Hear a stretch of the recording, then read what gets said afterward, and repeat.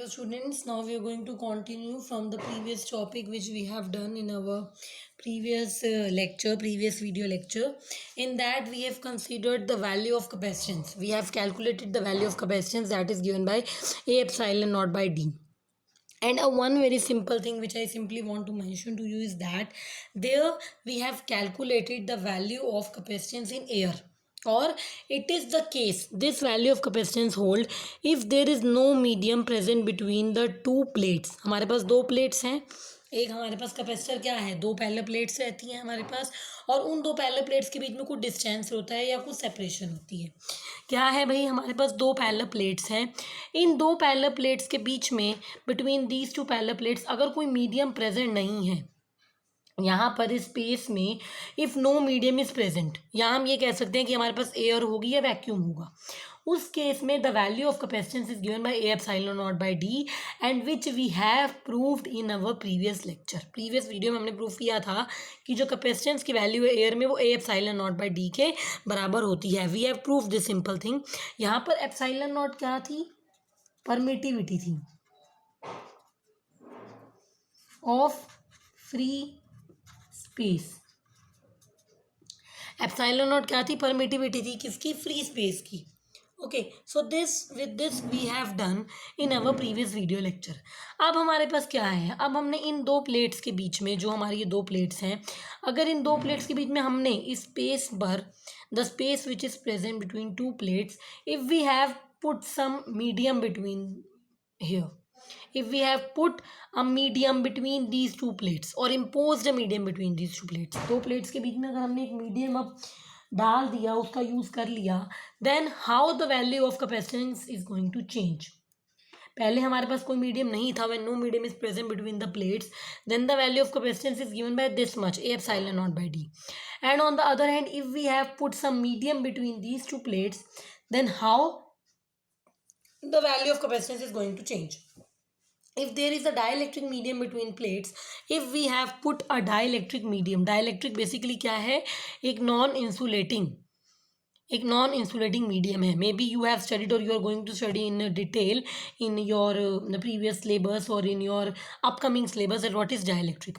तो एक हमने मीडियम लिया जो डाइलेक्ट्रिक नेचर का है और उसको हमने प्लेट्स के बीच में रख दिया. If we have put a dielectric medium between the plates, then the permittivity becomes epsilon. पहले permittivity epsilon नॉट थी, अब permittivity क्या बन गई, epsilon बन गई. epsilon नॉट क्या था भाई, permittivity of free space. epsilon क्या है, permittivity of medium. Now, do any relation exist between epsilon and epsilon naught? क्या epsilon और epsilon naught के बीच में कोई relation exist करता है? We are going to consider it in the next step. Firstly, अगर हमने medium impose कर दिया, if a medium is imposed between the two plates, how the value of capacitance is going to change from this value. इस value से capacitance किस तरीके से change हो जाएगी, या फिर इस value से next value किस तरीके की आएगी capacitance की. What is the value of capacitance or the resultant value of capacitance thus obtained by using a medium between these two plates or imposing a medium between the plates. The value of capacitance becomes and changes to C medium because now we have imposed the medium between the plates and it is given by A epsilon by D. A epsilon by D. Also we know that the ratio of epsilon and epsilon naught is K. K is nothing but dielectric constant. Epsilon और epsilon not की जो ratio होती है वो के होती है, तो एप्सिलॉन की वैल्यू कितनी बन गई, it would simply become equal to K epsilon not.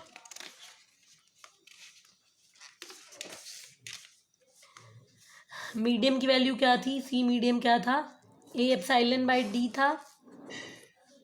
Epsilon की वैल्यू कितनी है, एप्सिलॉन नॉट इंटू के है. ये क्वांटिटी क्या है, A epsilon naught by d. C air है into K C medium. In this way, we have derived the relation between the capacitance if no medium is present between plates or an air or vacuum is present between plates, and when we have kept a medium of permittivity epsilon between the two plates. I hope this simple thing is clear to you. Moving ahead to the next topic. The next topic is what is electric potential energy of the parallel plate capacitor.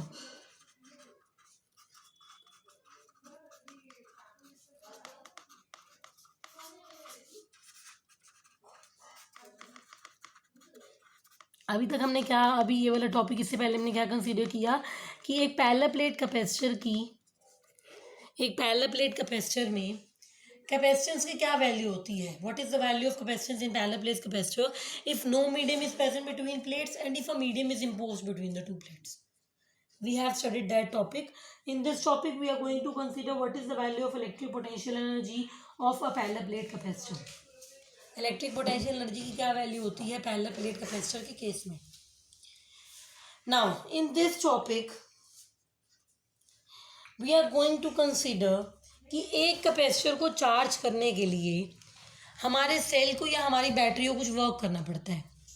ठीक है, मेरे पास एक capacitor है, मुझे उस capacitor को charge करना है या उसे मुझे चार्ज देना है. In other words I have to charge that capacitor और I have to give charge to that capacitor. Some work has to be done or some work need to be done. That work done is given by the electric potential energy of parallel plate capacitor. Or now I'm going to tell you in detail and by diagram also. We have a capacitor and a battery or cell. मेरे पास एक capacitor है. सबको पता है भाई capacitor की एक plate positively charge रहती है तो दूसरी प्लेट नेगेटिवली चार्ज रहती है. कुछ नहीं है सर्किट में, एक कैपेसिटर है और एक मेरे पास सेल या बैटरी है. Anything, I have a cell और अ बैटरी.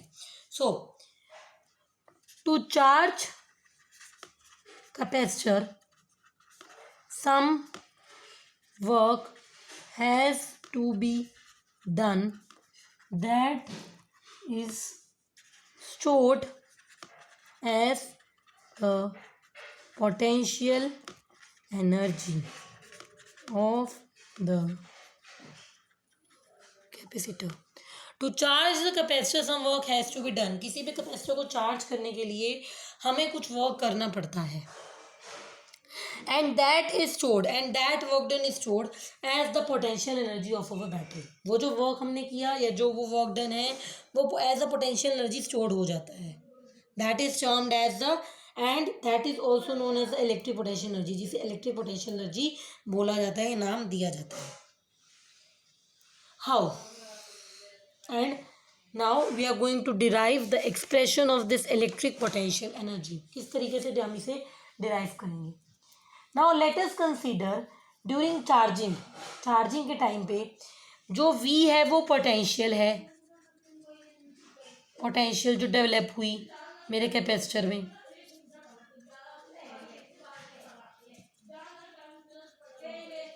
V क्या है, पोटेंशियल कितनी डेवलप हुई मेरे पास कैपेसिटर में, मेरे कैपेसिटर में. dq क्या है,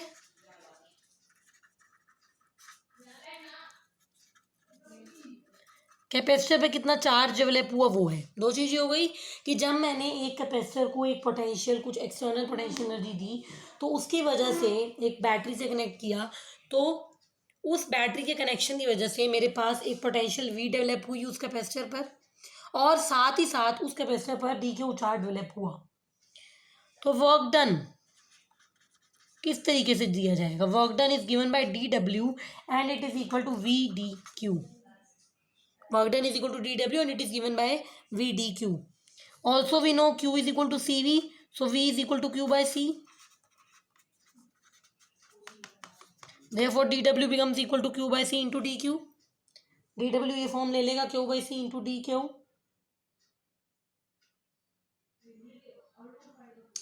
अब सपोज करो कि जो हमारा चार्ज है, हम कैपेसिटर को चार्ज कर रहे हैं एक जीरो वैल्यू ऑफ चार्ज से लेकर के सपोज क्यू वैल्यू तक चार्ज तक. Suppose we are charging the capacitor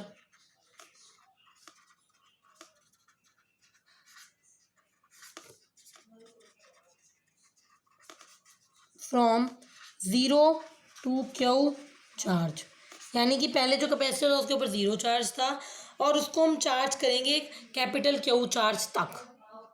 We are charging the capacitor from 0 to Q charge. तो इस प्रोसेस के लिए, इतनी चार्जिंग के लिए, इतना चार्ज करने के लिए मुझे कितना वर्क करना पड़ेगा, that thing I have to derive.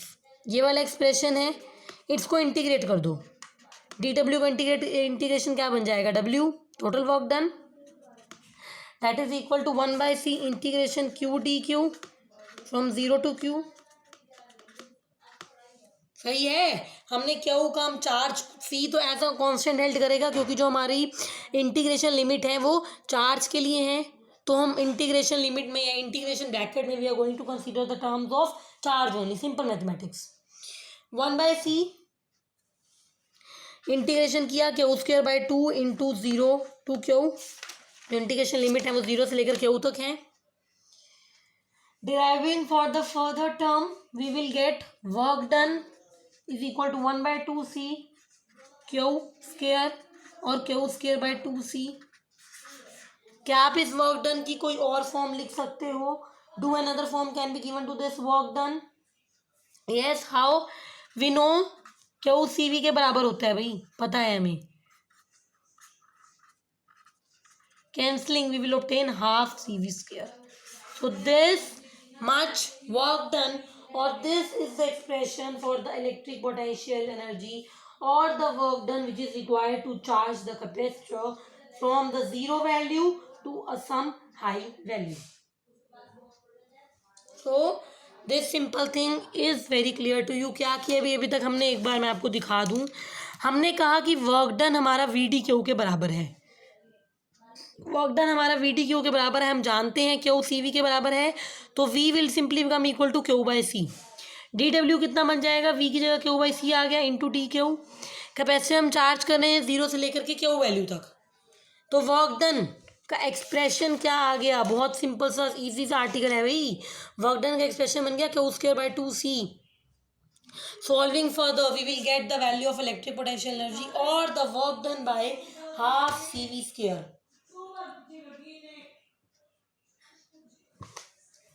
Okay, one very small topic which is simply related to this topic is nothing but, एक बहुत ही आसान सा टॉपिक है. What is the energy density of parallel plate capacitor?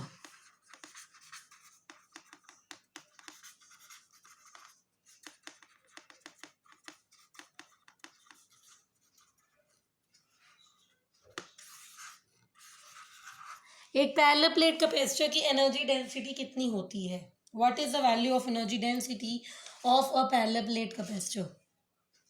Energy density is nothing but the potential energy per unit volume.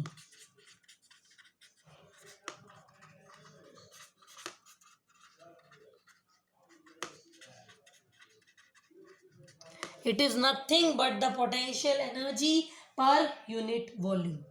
यानी कि जो हमारा potential energy का एक्सप्रेशन था उसको वॉल्यूम से अगर आप डिवाइड कर दोगे तो हमारे पास पोटेंशियल एनर्जी या एनर्जी डेंसिटी आ जाएगी. एनर्जी डेंसिटी क्या है, कुछ भी नहीं है.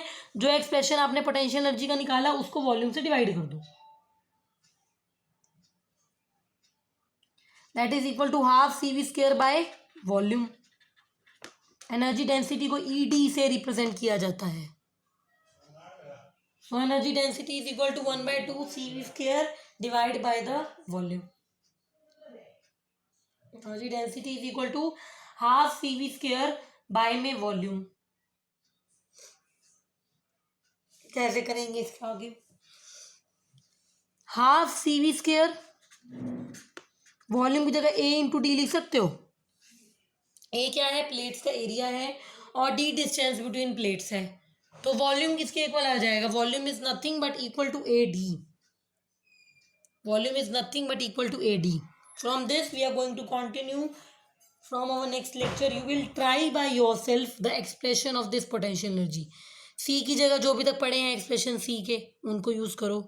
V का अभी तक जो एक्सप्रेशन बार बार हुआ है उसका यूज करो. दो ही एक्सप्रेशन बार बार यूज हो रहे हैं, C के भी और V के भी. Try them. आज वाला कोई इतना डिफिकल्ट नहीं था, छोटे छोटे टॉपिक से पढ़िए, हो जाएगा, कुछ डिफिकल्ट नहीं है. Don't be regular with videos. I am again saying don't take them कि पढ़ो, ज़रूरी है पढ़ना. Thank you. Don't waste your time. Study hard.